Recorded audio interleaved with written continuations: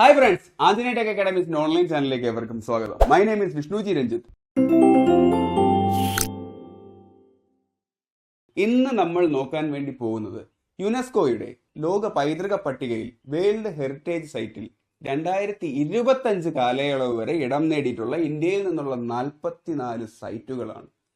Okay, ഭൂമിശാസ്ത്രപരമായും സാംസ്കാരികപരമായും പ്രത്യേകതയുള്ള സ്ഥലങ്ങളെ സംരക്ഷിക്കാനാണ് യുനെസ്കോ ലോക പൈതൃക പട്ടികയിൽ ഇടം നൽകുന്നത്. 1972 മുതലാണ് ഈ പദ്ധതി ആരംഭിച്ചത്.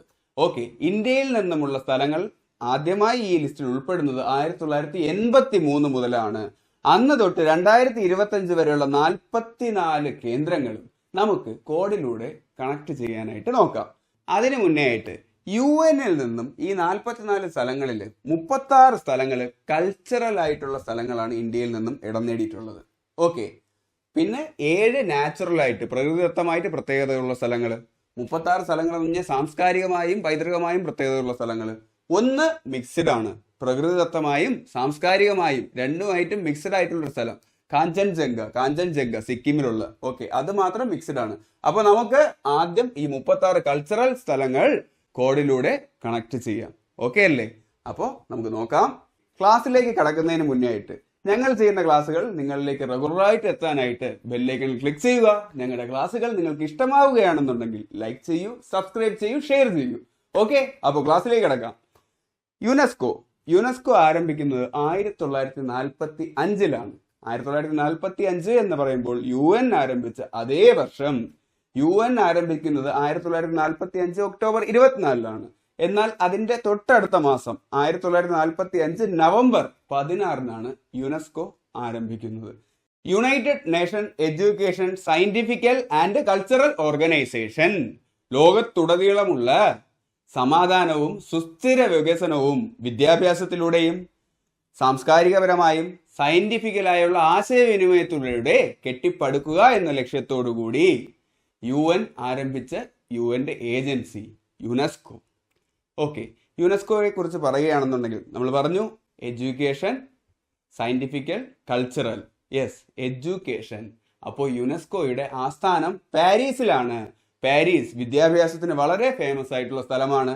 അപ്പൊ അത് വെച്ച് കണക്ട് ചെയ്യൂ. എഡ്യൂക്കേഷൻ പാരീസ്, അല്ലെങ്കിൽ എഡ്യൂക്കേഷന് പോകുമ്പോഴത്തേക്കും നമ്മൾ എന്തായാലും പരീക്ഷ എഴുതണം. അപ്പോൾ എഡ്യൂക്കേഷൻ പാരീസ്, യുനെസ്കോയുടെ ആസ്ഥാനം പാരീസ്. ഓക്കെ, യുനെസ്കോയുടെ ഇപ്പോഴത്തെ പ്രസന്റ് ഹെഡ് ആരെന്ന് ചോദിച്ചു കഴിഞ്ഞാൽ അഡ്രേ അസ്ലേ. അത് ഇങ്ങനെ ഓർത്തോളൂ, അസലായിട്ട് പഠിപ്പിക്കും. യുനെസ്കോ എന്ന് പറഞ്ഞാൽ എഡ്യൂക്കേഷൻ ഇമ്പോർട്ടൻസ് ഉള്ള സ്ഥലമല്ലേ. അപ്പോൾ യുനെസ്കോയുടെ ഹെഡ് അഡ്രേ അസലെ, അസലായി പഠിപ്പിക്കും, അങ്ങനെ ഓർത്തോളൂ. അപ്പോ നമുക്ക് ഇന്ത്യയിൽ നിന്നുള്ള 44 കേന്ദ്രങ്ങൾ നോക്കാം. 1972 മുതലാണ് യുനെസ്കോ ഈ പദ്ധതി ആരംഭിച്ചതെന്ന് പറഞ്ഞു. എന്നാൽ 1975 മുതലാണ് അത് നിലവിൽ വന്നത്. ഇന്ത്യക്ക് കിട്ടാനായിട്ട് 1983 വരെ വെയിറ്റ് ചെയ്തിരിക്കേണ്ടി വന്നു എന്നോർത്തോളൂ. അപ്പോ ഇന്ത്യയെ ആദ്യമായിട്ട് യുനെസ്കോ ശ്രദ്ധിക്കുന്നത് എപ്പോഴാണ്? ഇങ്ങനെ കണക്ട് ചെയ്തോളൂ. ഇന്ത്യക്ക് ആദ്യമായിട്ട് ക്രിക്കറ്റ് വേൾഡ് കപ്പ് നേടാനായത് ഏത് വർഷമാണ്? 1983. 1983 ഇന്ത്യ ക്രിക്കറ്റ് വേൾഡ് കപ്പ് നേടിയപ്പോൾ ഓക്കെ, യുനെസ്കോ കുറച്ച് സ്ഥലങ്ങൾ പൈതൃക പട്ടികയിൽ ഉൾപ്പെടുത്തി ഇന്ത്യക്ക് ഒരു സമ്മാനം നൽകി എന്നോർത്തിയാൽ മതി. അപ്പോ ഇന്ത്യയിൽ നിന്നും ആദ്യമായിട്ട് 1983-ലാണ് യുനെസ്കോയുടെ പൈതൃക പട്ടികയിൽ ഇടം നേടുന്നത്. അത് ഏതൊക്കെ സ്ഥലമെന്ന് നോക്കാം. ഇന്ത്യ ക്രിക്കറ്റ് ജയിച്ചത് ഞാൻ പറഞ്ഞു, ക്രിക്കറ്റ് വേൾഡ് കപ്പ് ജയിച്ചത് കപിൽ ദേവിന്റെ നേതൃത്വത്തിൽ 1983-ലാണ്. അതേ തുടർന്ന് അതിന്റെ സന്തോഷത്തിൽ നമ്മുടെ നാട്ടിലുള്ള ക്രിക്കറ്റ് ടീമിന്റെ ക്യാപ്റ്റനാണ് അജന്ത് ടീമിലുള്ള എല്ലാരെയും കൂട്ടിക്കൊണ്ട് അവരുടെ ആഗ്രഹപ്രകാരം താജ്മഹലിൽ ഒരു യാത്ര പോയി എന്ന് ആലോചിച്ചോളൂ. ഇന്ത്യ ശക്തരായ വെസ്റ്റ് ഇൻഡീസിനെയാണ് തോപ്പിച്ചിരിക്കുന്നത് 1983. VVS റിച്ചാർഡ്സ് ഒക്കെ ഉള്ള ടീമാണ്. അന്ന് ഇന്ത്യ ഒരു കുഞ്ഞൻ ടീമായിരുന്നു, ആരും പ്രതീക്ഷിച്ചില്ല. പക്ഷെ ഇന്ത്യ ജയിച്ചു. കപിലും ചെകുത്താന്മാരും എന്നാണ് ആ ടീമിനെ അറിയപ്പെട്ടിരുന്നത്. അപ്പൊ അതിന്റെ സന്തോഷത്തിൽ 1983 നമ്മുടെ നാട്ടിലെ ക്രിക്കറ്റ് ടീമിന്റെ ക്യാപ്റ്റനായ ടീമിലുള്ള എല്ലാരെയും ആഗ്രഹപ്രകാരം താജ്മഹലിലോട്ട് പോയി. നമ്മൾ ജയിച്ചതല്ലേ, ഫുൾ എന്റെ ചെലവ്. അജന്ത് എല്ലാരെയും ആഗ്രഹപ്രകാരം താജ്മഹലിലോട്ട് പോയി. നമുക്ക് കണക്ട് ചെയ്യാം. അജന്ത കേവ്സ്, എല്ലാരെയും എല്ലോറ കേവ്സ്. ഓക്കെ, ആഗ്രഹപ്രകാരം ആഗ്ര ഫോർട്ട് പോയത് താജ്മഹലിലോട്ടാണ്. അവിടെ നിന്ന് ആഗ്രഹപ്രകാരം താജ്മഹൽ. ഓക്കെ, ഇതെല്ലാം വന്നത് ഇന്ത്യ വേൾഡ് കപ്പ് എടുത്ത അതേ വർഷം 1983 ഓക്കെ, യുനെസ്കോയുടെ പൈതൃക പട്ടികയിൽ ഇന്ത്യയിൽ നിന്നും ആദ്യമായി സ്ഥലങ്ങൾ ഇടം നേടിയ വർഷം 1983. ഓക്കെ, ലോകകപ്പ് ജയിച്ച സന്തോഷത്തിൽ ക്യാപ്റ്റനായ അജന്ത് എല്ലാരെയും ആഗ്രഹപ്രകാരം താജ്മഹലിലോട്ട് കൂട്ടിക്കൊണ്ടുവന്നു. അജന്ത കേവ്സ് മഹാരാഷ്ട്രയിലാണ് സ്ഥിതി ചെയ്യുന്നത്. എല്ലോറ കേവ്സ് മഹാരാഷ്ട്രയിലാണ് സ്ഥിതി ചെയ്യുന്നത്. അജന്ത എല്ലോറ കേവ്സ് മഹാസംഭവം തന്നെയാണല്ലേ? അതെ, എല്ലോറ കേവ്സ് മൊത്തം 34 ഗുഹകളുണ്ട്, ഗുഹാക്ഷേത്രങ്ങളുണ്ട്. അതിൽ കൈലാസനാഥ ക്ഷേത്രം അത് ഒരു അത്ഭുതം തന്നെയാണ്. ഇന്ത്യയുടെ പുരാതന കാലത്തെ എഞ്ചിനീയറിംഗിനെ ലോകത്തിന്റെ നെറുകയിൽ എത്തിക്കുന്ന ഒരു കലാസൃഷ്ടി തന്നെയാണ് എല്ലോറ കേവ്സ്.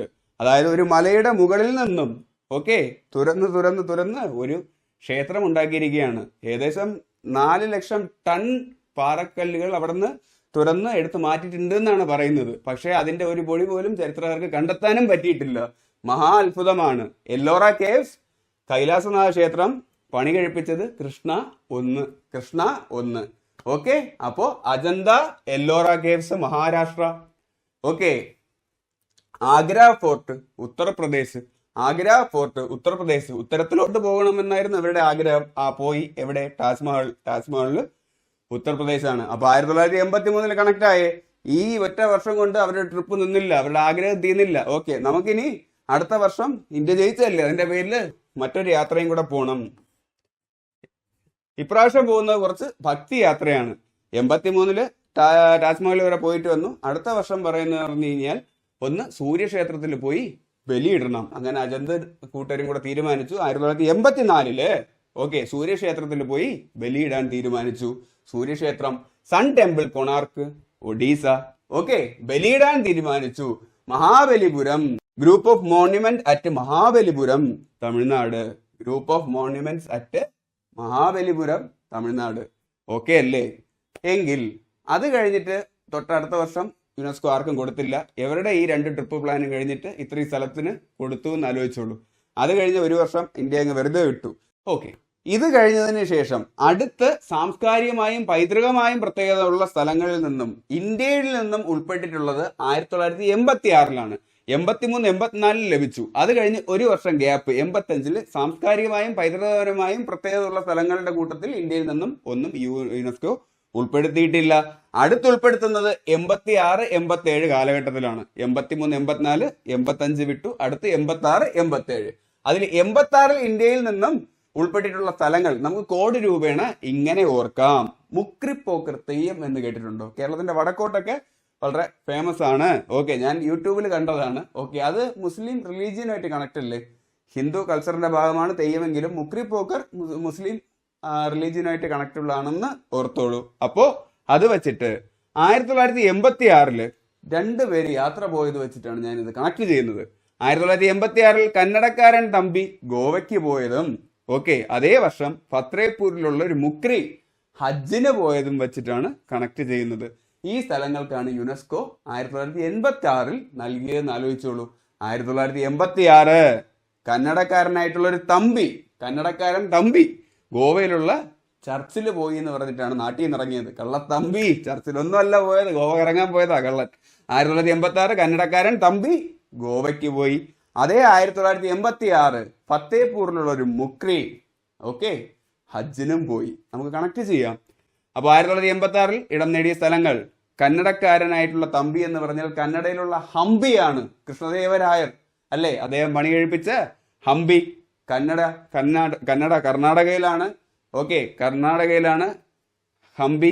അടുത്ത് ഗോവയിൽ നിന്നുള്ള ചർച്ചുകളാണ്.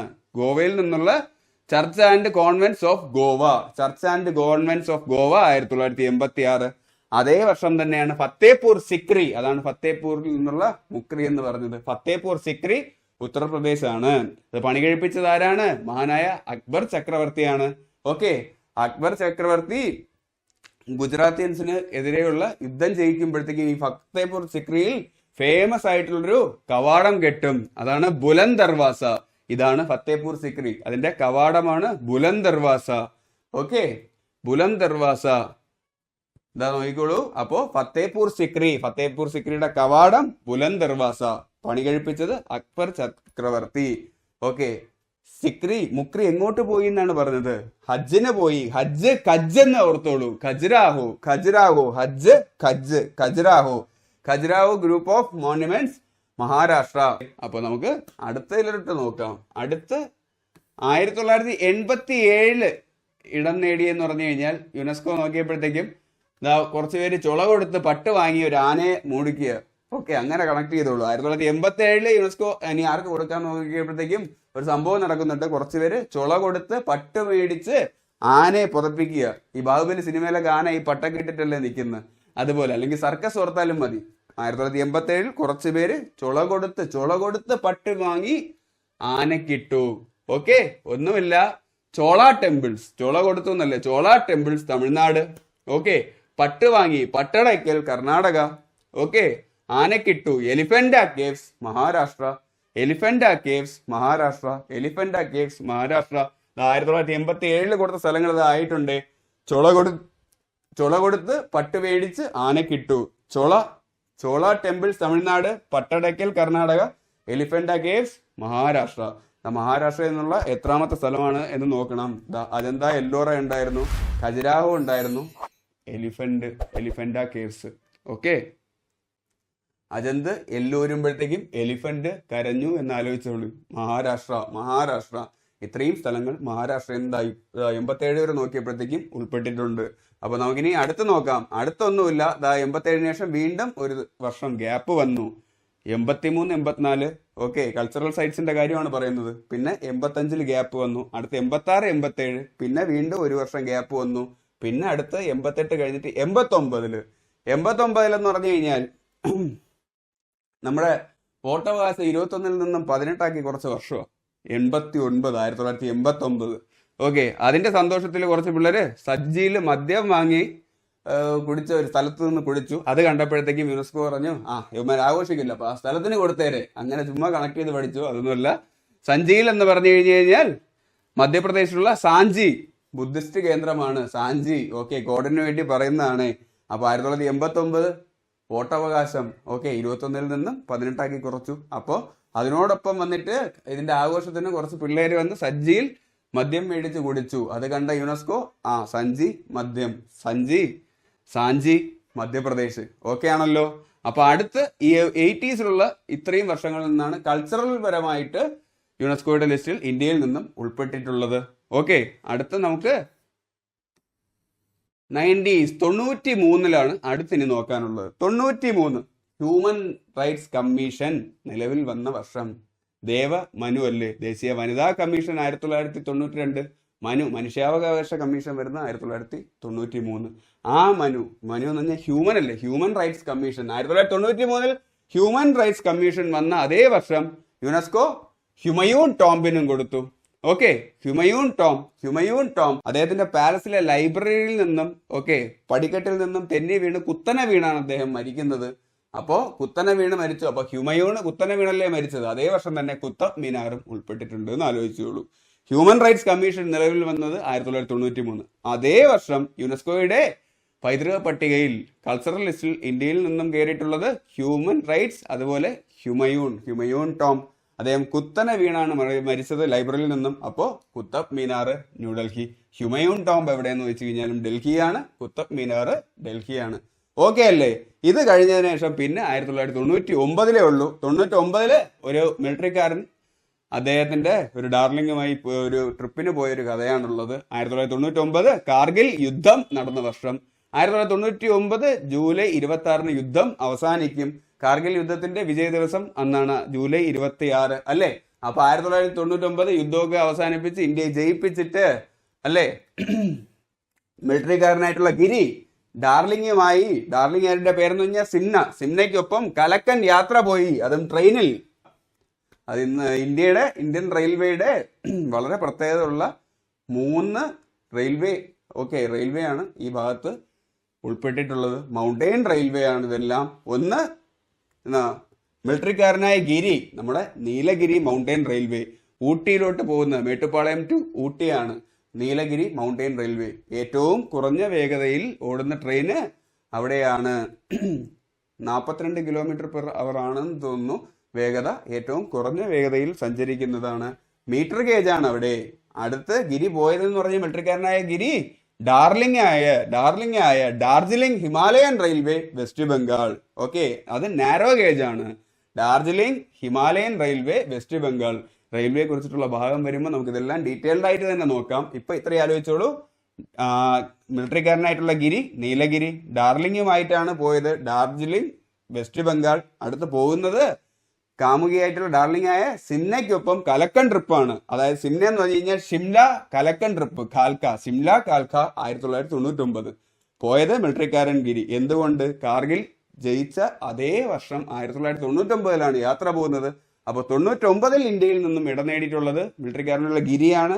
നീലഗിരി, ഡാർജിലിംഗിന്റെ പേരെന്താ? ഷിംലയുമായി കലക്കൻ ട്രിപ്പ്, ഷിംല കാൽക്ക, ഹിമാചൽ പ്രദേശിലാണ് ഷിംല കാൽക്ക സ്ഥിതി ചെയ്യുന്നത്. ഡാർജിലിംഗ് വെസ്റ്റ് ബംഗാൾ. ഡാർലിംഗ് ബംഗാളിയാണെന്നും കൂടെ ഓർത്തോളൂ. ഓക്കെ അല്ലേ? സെറ്റ് അല്ലേ? അപ്പൊ നമുക്ക് അടുത്തതിലോട്ട് പോവാം.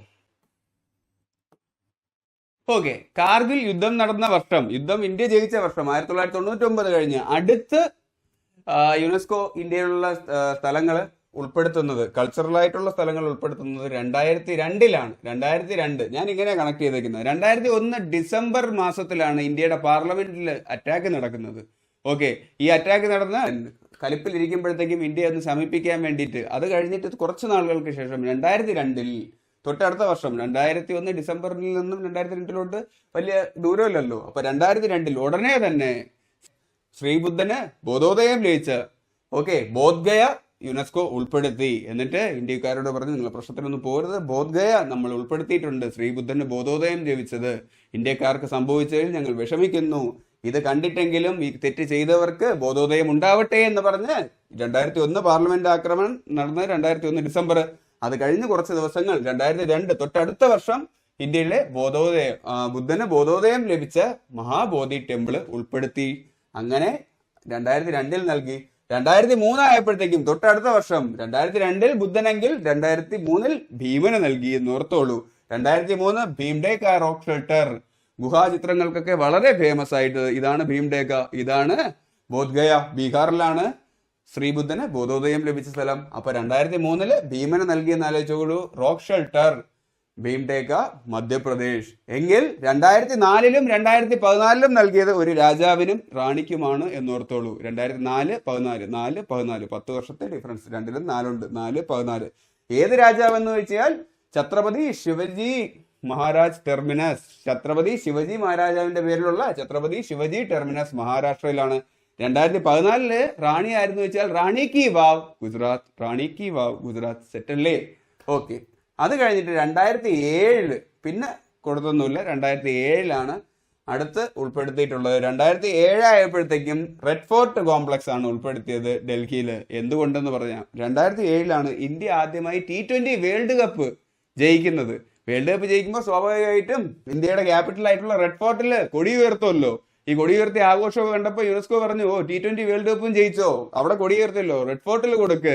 ആദ്യം കൊടുത്തത് 1983 കപിലും ചെകുത്താന്മാരും കപ്പടിക്കുമ്പോഴത്തേക്കും ആദ്യമായി ഇന്ത്യയിലുള്ള സ്ഥലങ്ങൾ ഉൾപ്പെട്ടത്. 2007 T20 വേൾഡ് കപ്പ് ജയിച്ചപ്പോഴത്തേക്കും ഇന്ത്യയുടെ ക്യാപിറ്റൽ ആയിട്ടുള്ള റെഡ് ഫോർട്ടിൽ തന്നെ കൊടുത്തു. അവിടെ കൊടി ഉയർത്തി ആഘോഷിച്ചുകൊണ്ട് റെഡ് ഫോർട്ട് കോംപ്ലക്സ്. ഓക്കെ, അങ്ങനെ കണക്ട് ചെയ്തോളൂ. എങ്കിൽ 2010 ആന ഇന്ത്യയുടെ ദേശീയ പൈതൃക മൃഗമായ വർഷം. ആ വർഷം തന്നെയാണ് ജന്തർ മന്തർ, രാജസ്ഥാൻ. ഓക്കെ, രാജാവിന് പ്രിയപ്പെട്ടതല്ലേ ആനയെ, അപ്പോൾ രാജാവിന് പ്രിയം ആനയെയും ജനങ്ങളെയുമാണ്. അങ്ങനെ കണക്ട് ചെയ്തുള്ളൂ. ജന്തർ മന്തർ ആന പൈതൃക പട്ടികയിൽ രാജസ്ഥാനിലുള്ള ജന്തർ മന്ദറും ആന പൈതൃക പട്ടികയിൽ ഇടം പിടിച്ചതും 2010 ഓക്കെ അല്ലേ? അപ്പോൾ നമുക്ക് അടുത്തത് നോക്കാം. 2004 പറഞ്ഞു റാണി കി വാവ് ഗുജറാത്ത്. 2016 ഓക്കെ, 2016 കോഡ് വെച്ചിട്ട് ഇങ്ങനെ ആലോചിച്ചോളൂ. 2016 നളന്തയുടെ കാര്യമാണ് പറയുന്നത്. നളന്ത കുറെ ബിസിയായി പോയി എന്ന് ഓർത്തോളൂ. 2016 നളന്ത ബീഹാറിൽ നിന്നുള്ള നളന്ത സർവകലാശാല ഉൾപ്പെടുത്തി. നളന്ത പണി കഴിപ്പിച്ചത് കുമാരഗുപ്തനാണ്. ആരാണ് നശിപ്പിച്ചു എന്ന് പറഞ്ഞാൽ ബക്തിയാർ ഖിൽജി. കുമാരഗുപ്തൻ പണി കഴിപ്പിച്ച ലോക പ്രശസ്തമായ നളന്ദ യൂണിവേഴ്സിറ്റിയെ ഒരുത്തൻ ഭക്തിയോടെ വന്നിട്ട് കത്തിച്ചിട്ട് പോയി. ഭക്തിയോടെ വന്ന് കത്തിച്ചിട്ട് പോയവൻ ബക്തിയാർ ഖിൽജി. ഓക്കെ, അപ്പോ പണി കഴിപ്പിച്ചത് കുമാരഗുപ്തൻ. ഒരു കുമാരനാണ് ഇത്രയും വലിയ യൂണിവേഴ്സിറ്റി പണി കഴിപ്പിച്ചതെന്ന് ആലോചിച്ചോളൂ. അപ്പൊ നളന്ദ സർവകലാശാല ബീഹാർ. നളന്ദ ഭയങ്കര ബിസിയായി പോയി. നളന്ദയിൽ പോയാൽ full പഠിക്കുകയല്ലേ.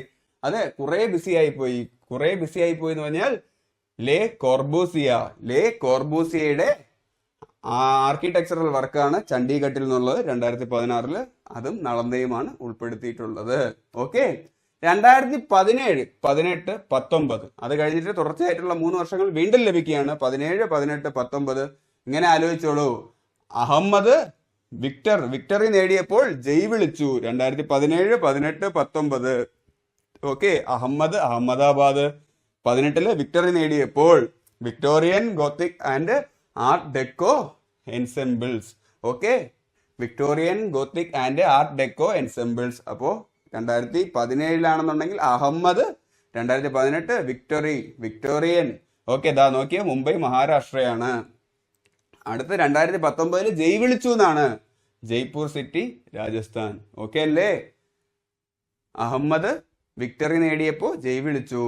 History of city Ahmedabad Gujarat 2017. 2018 Victorian Gothic and art ഡെക്കോയാണ് 2018. എന്നാൽ 2019 ജയ് വിളിച്ചു, ജയ്പൂർ സിറ്റി. സെറ്റ് അല്ലേ? ഓക്കെ,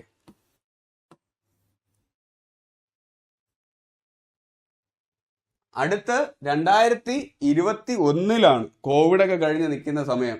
ഓക്കെ, കോവിഡൊക്കെ കഴിഞ്ഞ് നിൽക്കുന്ന സമയത്ത് തെലങ്കാനയിൽ നിന്നുള്ള ഒരു പക്ഷിക്കും ഓക്കെ പിന്നെ ഗുജറാത്തിൽ നിന്നുള്ളൊരു വീരനുമാണ് യുനെസ്കോ വന്നിട്ട് പൈതൃക പട്ടികയിൽ ഇടം നൽകിയത്.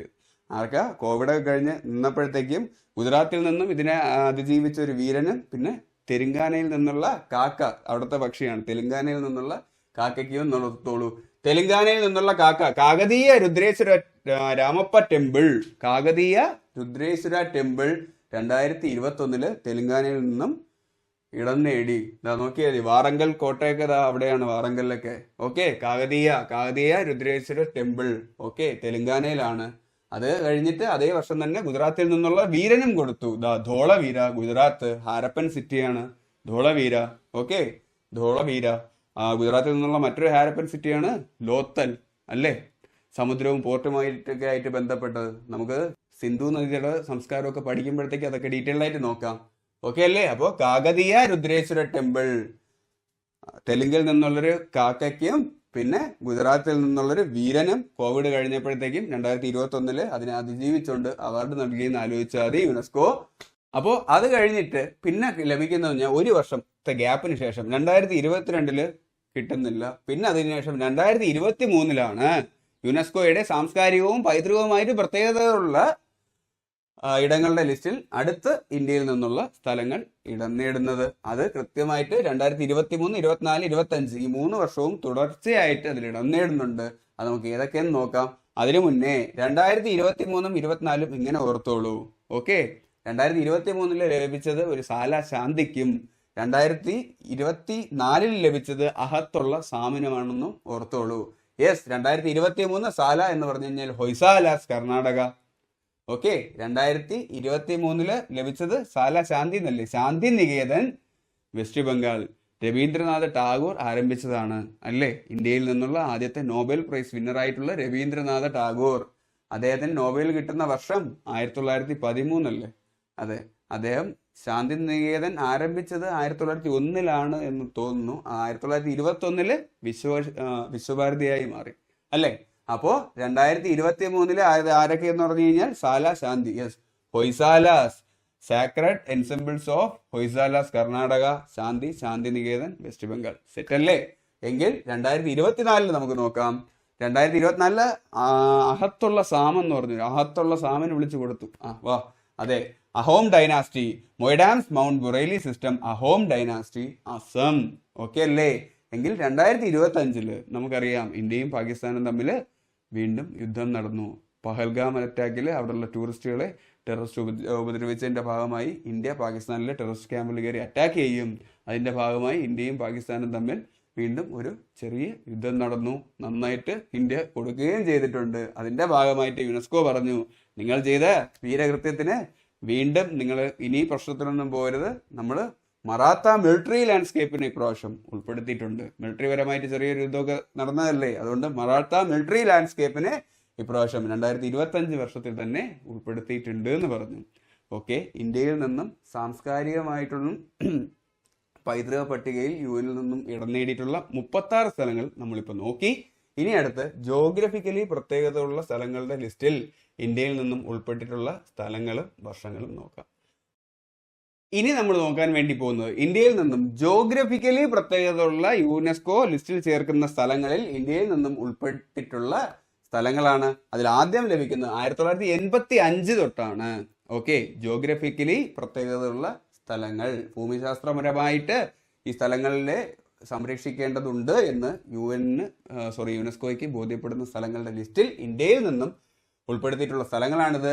1985 തൊട്ടാണ് ഉൾപ്പെടുത്തിയിട്ടുള്ളത്. നമുക്കൊരു കോഡിലൂടെ ഇങ്ങനെ പഠിക്കാം. 1985.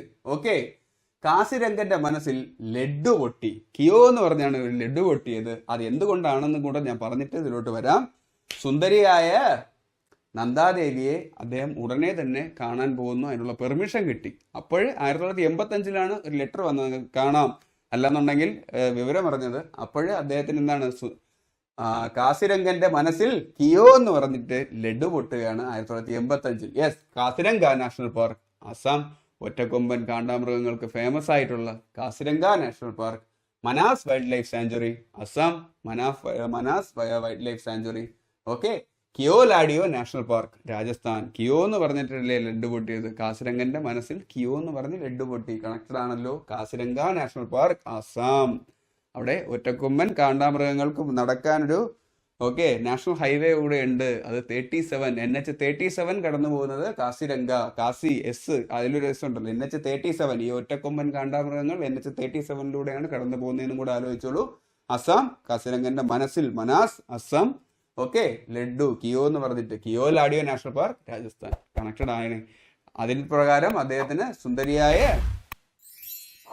നന്ദാദേവിയെ കാണാൻ സാധിച്ചത് എപ്പോന്ന് പറഞ്ഞാൽ 87 88 2 വർഷത്തിലാണ്. Yes, 1987 Sundarban, West Bengal. Okay, 1988 Nanda Devi and valley of flowers national park, Uttarakhand. Okay അല്ലേ? അത് കഴിഞ്ഞതിന് ശേഷം പിന്നെ ലഭിക്കുന്നത് 2012 14 ഓക്കെ, 2012 14 16. ഓക്കെ, അരിത്മെറ്റിക് പ്രോഗ്രഷൻ പോലെ ഈ 3 വർഷവും ലഭിക്കും. പക്ഷെ 2012 14 ജോഗ്രഫിക്കലി പ്രത്യേകതകളുള്ള ലിസ്റ്റിൽ മാത്രമാണ് പെടുന്നത്. 2016 ജോഗ്രഫിക്കലിയും കൾച്ചറലിയും പ്രത്യേകതയുള്ള മിക്സഡ് സൈറ്റ്സിന്റെ ലിസ്റ്റിൽ ഇന്ത്യയിൽ നിന്നും കയറിയ കാഞ്ചൻജംഗയാണ്. എന്നാൽ 2012 വെസ്റ്റേൺ ഘട്ട്, നമ്മുടെ വെസ്റ്റേൺ ഘട്ട്. ഓക്കെ, അത് കഴിഞ്ഞ് 2 വർഷം കഴിഞ്ഞിട്ട് വെസ്റ്റേൺ ഘട്ടിന് കൊടുത്തിട്ടാണ് ഹിമാലയത്തിന് കൊടുക്കുന്നതെന്ന് ആലോചിച്ചോളൂ. Great Himalaya national park 2014. Okay, ഇത്രയുമാണ് ജോഗ്രഫിക്കലി പ്രത്യേകതയുള്ള സ്ഥലങ്ങളിൽ ഇന്ത്യയിൽ നിന്നും ഉൾപ്പെട്ടിട്ടുള്ള 7 പ്രദേശങ്ങൾ. ഇനി നമുക്ക് നോക്കേണ്ടത് മിക്സഡ് സൈറ്റ്. ഇവിടെ ജോഗ്രഫിക്കലിയും കൾച്ചറലിയും പ്രധാനപ്പെട്ട സൈറ്റാണ്. അങ്ങനെ ഒരേ ഒരു സ്ഥലം മാത്രമേ ഇന്ത്യയിൽ നിന്നും ഉൾപ്പെട്ടിട്ടുള്ളൂ. 2016 കഞ്ചൻജംഗ, സിക്കിമിലുള്ള കാഞ്ചൻജംഗയാണ്. ഇപ്പൊ 2012 14 16 നോക്കിയല്ലോ. 12 ഏത് മലയ്ക്കാണ്? വെസ്റ്റേൺ ഘട്ട്. 2014 അടുത്തൊരു പർവ്വതം ഹിമാലയം. 2016 പൂർണ്ണമായും ഇന്ത്യയിൽ സ്ഥിതി ചെയ്യുന്ന ഏറ്റവും വലിയ കൊടുമുടിയായിട്ടുള്ള കാഞ്ചൻജംഗയ്ക്കാണ് ലഭിച്ചത്. 2016 പൂർണ്ണമായിട്ടും ഇന്ത്യയിൽ സ്ഥിതി ചെയ്യുന്നു പറഞ്ഞു കഴിഞ്ഞാൽ ഇന്ത്യയിലുള്ള ഏറ്റവും വലിയ കൊടുമുടി ഏത് എന്ന് ചോദിച്ചു കഴിഞ്ഞാൽ അത് മൗണ്ട് കെ2 ആണ്, കാരക്കോറം റേഞ്ചിൽ ഉൾപ്പെടുന്നത്. എന്നാൽ അത് പൂർണ്ണമായും ഇന്ത്യയിലല്ല സ്ഥിതി ചെയ്യുന്നത്. പൂർണ്ണമായും ഇന്ത്യയിൽ സ്ഥിതി ചെയ്യുന്നതാണെന്നുണ്ടെങ്കിൽ അത് സിക്കിമിലുള്ള കാഞ്ചൻജംഗയാണ്. എന്നാൽ ലോകത്തിലെ തന്നെ ഏറ്റവും വലിയ കൊടുമുടി ഏതാണെന്ന് ചോദിച്ചു കഴിഞ്ഞു കഴിഞ്ഞാൽ അത് മൗണ്ട് എവറസ്റ്റ് ആണ്. 8848 അതാണ് മൗണ്ട് എവറസ്റ്റിന്റെ ഹൈറ്റ്. ഓക്കെ അല്ലേ? അപ്പോൾ മിക്സഡ് സൈറ്റിൽ ഇന്ത്യയിൽ നിന്നുള്ള ഏക പ്രദേശം കാഞ്ചൻജംഗയാണ്. 2016 ഉൾപ്പെട്ടിട്ടുണ്ട്. ഇവിടെ ജോഗ്രഫിക്കലി മാത്രമല്ല കൾച്ചറലിയും വളരെ പ്രധാനപ്പെട്ട സ്ഥലമാണ്. ഓക്കെ അല്ലേ? അപ്പോൾ ഈ ക്ലാസ് നിങ്ങൾക്ക് മനസ്സിലായിട്ടുണ്ട് എന്ന് കരുതുന്നു. മനസ്സിലായാൽ, ഇഷ്ടപ്പെട്ടാൽ ലൈക്ക് ചെയ്യാനും ഷെയർ ചെയ്യാനും സബ്സ്ക്രൈബ് ചെയ്യാനും മറക്കരുത്. ഞങ്ങളുടെ ക്ലാസ്സുകൾ റെഗുലറായിട്ട് നിങ്ങളിലേക്ക് എത്താൻ ബെല്ലൈക്കണിൽ ക്ലിക്ക് ചെയ്യാനും മറക്കരുത്. ടെലഗ്രാമിന്റെ ലിങ്ക് താഴെ കൊടുത്തിട്ടുണ്ടാവും. നിങ്ങൾക്ക് ക്ലാസ് ഇഷ്ടമായി കഴിഞ്ഞു കഴിഞ്ഞാൽ ടെലഗ്രാം ഗ്രൂപ്പിൽ ജോയിൻ ചെയ്യൂ.